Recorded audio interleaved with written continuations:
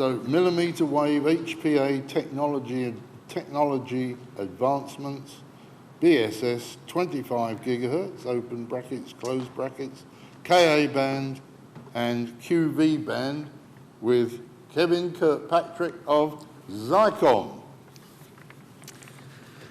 Thank you. Thank you, Barry. Thanks to Profin for putting us on and for people staying, although the iPad may have something to do with that. So today I want to talk about millimeter wave advancements in the amplifier world and what's driving that.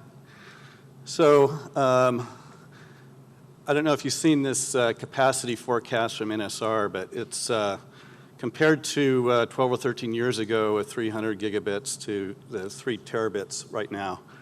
But look at the jump in just 5 years. I mean, it goes up by a factor of 6, and then it keeps on going. So there's just a lot of capacity going forward.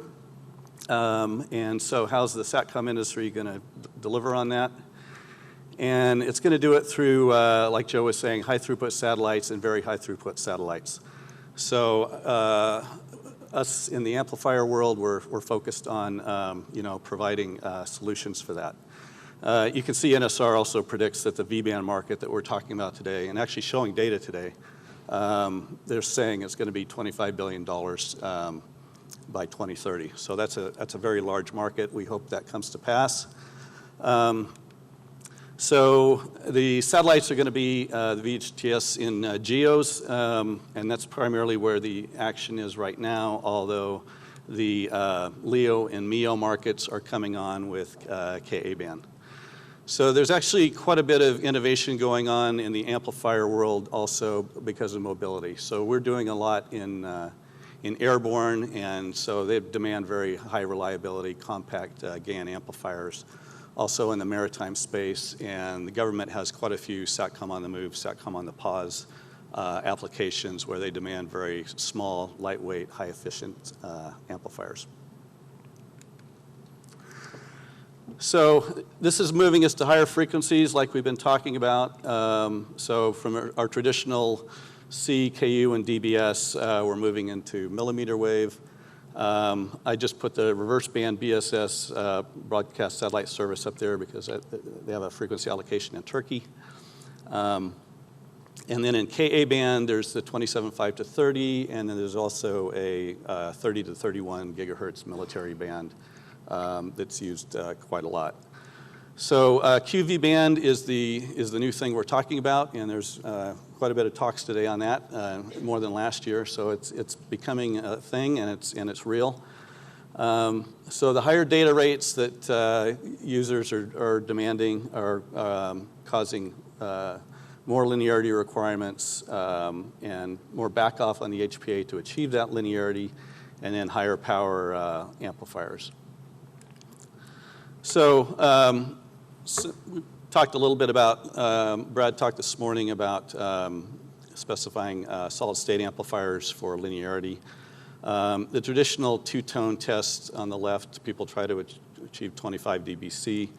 On the right there, you can see spectral regrowth, so that's for a single carrier, and a typical value that people like to do is 30 dBc at one symbol rate offset. But when we move into high throughput satellites and very high throughput satellites, noise power ratio has been the defining specification. So we're on a lot of HTS satellites and also the V-band things that we're doing now. We have several customers. They're all specifying noise power ratio. So that's putting white noise. It's a test where you put white noise in through a bandpass filter and get a pedestal, and then you put a notch in the middle of it. And then you run that through the amplifier, and you measure the output of the amplifier, and you see how much noise is in that notch. And the noise in there is a product of all the intermodulation products. So the deeper that is, the higher the NPR, the better linearity the amplifier is. So there's, I'll show you for measuring a TWT for linearity, noise power ratio. This plot shows, and this is from Linearizer Technology, both a traveling wave tube amplifier in red and a linearized traveling wave tube amplifier in blue. And you can see with the linearization, you don't need to back off nearly as much to achieve the same noise power ratio. So every single HTS amplifier we've ever sold has included a pre-distortion linearizer option, just because you effectively double the power, and it's kind of a free lunch that you get. So like Gerard was saying, 19 dB NPR is kind of common. We also see 20 dB NPR.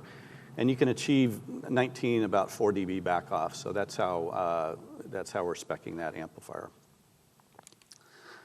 Spectral regrowth, this is for a single carrier, still commonly used. Like I said, 30 dBc is a typical value. So for linearized TWTA, you can do that with about 2 dB of back off. And two-tone intermods are, like I said, 25 dBc is a typical value, and that's a little bit close to 3 dB of back off to achieve that. So it's important when you're specifying a system that linearity is defined. So looking at kind of developments, there's a chart showing what power levels Ka band started at. We first Xicom back in the 90s did a 120 watts in a NASA ACT satellite at 120 watts. But you can see that the tube industry keeps innovating. For a long time, it was 500 watts, and that's still the standard for CW amplifiers. But they've recently this year come out with 650 watts in Ka band. So it's another 1.1 dB of linear power. And then in SSPAs, the power from the devices in Ka band keeps increasing. So from a few linear watts, we're offering 65 watts of linear power, and there's a move in the industry to achieve over 100 linear watts. So there's quite a bit of activity in the amplifier manufacturers to keep combining these higher power devices for solid state applications. And like I said, mobility is really driving a lot of these GaN applications, and we're on quite a few airlines around the world right now with GaN amplifiers. So for QV band, the appeal is just tremendous amount of bandwidth up there.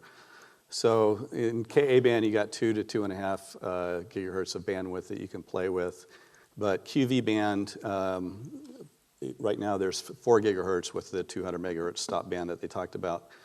And there's a meeting, the WART conference is going on in Egypt right now, where they're talking about potentially adding 1 gigahertz of bandwidth to the top end of the band. So it's potentially 5 gigahertz of bandwidth, which is just an incredible amount of bandwidth, which is why a lot of the satellite operators are looking to go to QV band in the future. So you get the larger bandwidth, and you can use the Ka band spectrum instead of for the gateways for the feeder links. You can use those for your user terminals, and they're the ones, the users are the ones paying the bill. So you can, in the service area, you can actually locate gateways if you use QV band as your feeder link. So there's another analysis that, I think Joe mentioned. There's potential of you can get by with fewer gateways for a similar satellite capacity because of the broader bandwidth. So that's a cost driver that's appealing to people, or you can offer more throughput. And like I said, the QV band allows for the K band subscribers right near the gateways. So there was the HNS presentation yesterday. They mentioned QV band. That's the first time I've heard them mention that, but they're out in the forefront of that. And their CTO had a quote, where he's saying that, we started in KU, we moved to KA, and now's the time to move to QV band. So they're committed to that, and they're deploying a satellite network. So we've been working on these amplifiers, and we have amplifiers, and we're now shipping on them. So that's a picture of the amplifier there. We have those in air-cooled or liquid-cooled configurations. These are the specs, 250 watt peak power and 80 watts of linear 19 dB NPR power. And similar to what Gerard was saying, we have dual sources on tube suppliers for that. And there's some small signal gain data, and this is measured NPR that we have. So you can see at 80 watts, it's 49 dBm, we're achieving the 19 dB NPR that was the goal. So here's another chart from NSR where they show, again, tremendous growth in the V-band capacity through the regions. So this was done about a year and a half ago. I think they underestimated 2022 because the HNS Jupiter capacity will be coming online then. So that's going to take a jump. I think it's a 500 gigabit satellite. In terms of the tubes, there's in terms of TWTs, there's Helix that we're currently using. Good performance. It's fairly flat across the band. There are some coupled cavity developments going on, potentially narrower band. Gerard also mentioned EIK. And then the folded waveguide, we're waiting for that to happen. That will be 400 to 600 watts, like he was saying, depending on how much band there is. So 600 watts over a narrow band, dropping to 400 watts over the full V band. So we're talking with this possible frequency extension, which I think will be decided in March or so. We're talking to our tube suppliers about extending the band up to 52.4. So they're going to start looking at that probably next year, but we'll have to wait and see if that frequency extension is approved. And then in solid state, there are some new GaN solid state parts that have recently been announced. So there will be some lower power solid state products becoming available going forward that will cover the full 4.2 gigahertz. So in summary, the bandwidth demand and capacity are driving innovation in the amplifier world for more power in Ka band and power in QV band. That power will keep increasing going forward. Mobility is another big driver in terms of size and efficiency and minimizing weight. And the higher data rates, linearity is just becoming more and more important going forward. So we will, last year people weren't presenting data on QV band, and this year they are, so that's a good sign, and we'll have to see what next year brings. Okay. Thank you.